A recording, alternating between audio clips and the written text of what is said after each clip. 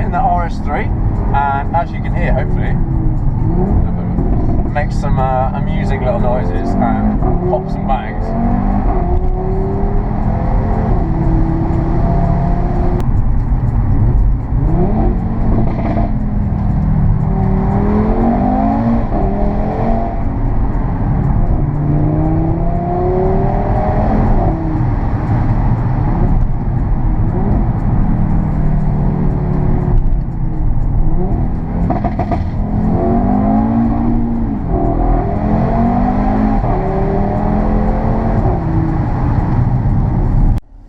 Why the RS3? You might ask. I mean, it doesn't make a lot of sense to a lot of people, but to me, I feel like it makes a lot of sense.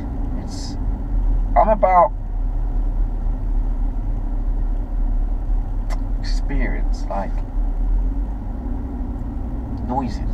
I like car noises. I'm a car person, and I can't have a massive car. I live in London. You could say, why not get like something ridiculous, like an RS6. Sound amazing. V8, lots of space, put all your stuff in it, take you skiing.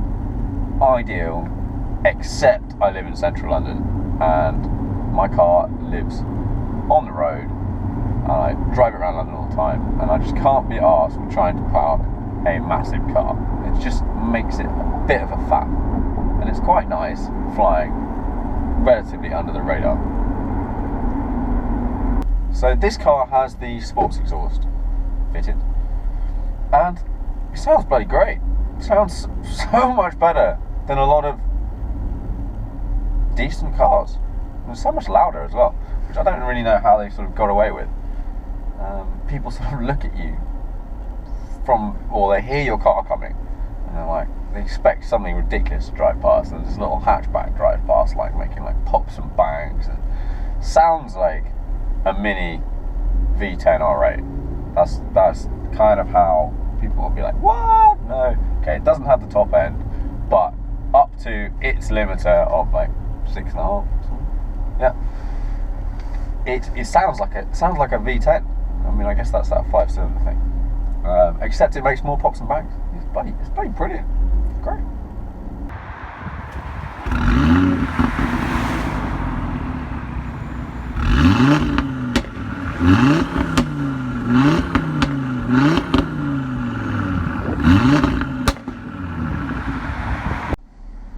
Launch control. Tried this the other day, and it's hilarious. You put the car, you have to turn traction control all the way off.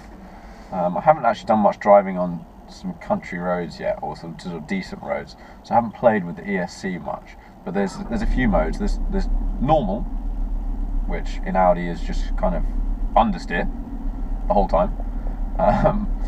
Then you press it once and it goes to ESC Sport, which I need to have a play with, really. Find out what that lets you do and what that doesn't let you do. And then if you hold it down the whole time for a while, it's like 4 seconds or something, it turns everything off, gives you a bit of a warning. And then I think in D, or to drive or sport, that version of it, or manual, any of those, you basically hold your foot on the brake,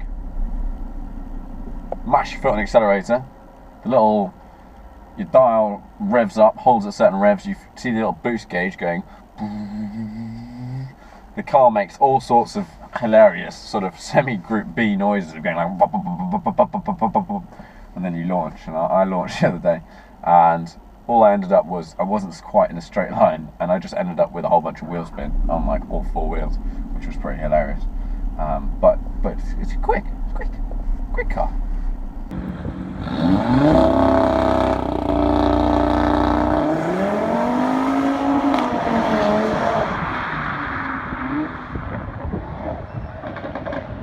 Little things about this car that make it better than my S3. 2 cup holders. 2. For some reason, on the previous generation, there was 1. Now, maybe the engineers don't have many friends or anything, but you need to. Sunroof. I haven't had a sunroof in a car before. It is quite nice. It's quite airy. This is the sort of panoramic one. I don't know why it's so panoramic. It's not that big. If you've ever been or seen an FF with a panoramic roof, it literally goes from the front to the back, and it makes sitting in the back bloody awesome because you feel like you're sort of outside. It makes a massive difference. But in this car, it's not that massive, but it's nice. Interior on this is very nice. I've got some bits of Alcantara on the steering wheel. Although, funny enough, the person that designed the steering wheel, normally you put Alcantara where you hold on to so that it doesn't get slick and sweaty if you're driving fast. But this one has got it purely for cosmetic reasons, because it's not at any point in time where you would put your hands, unless you're sort of leaving like a gangster.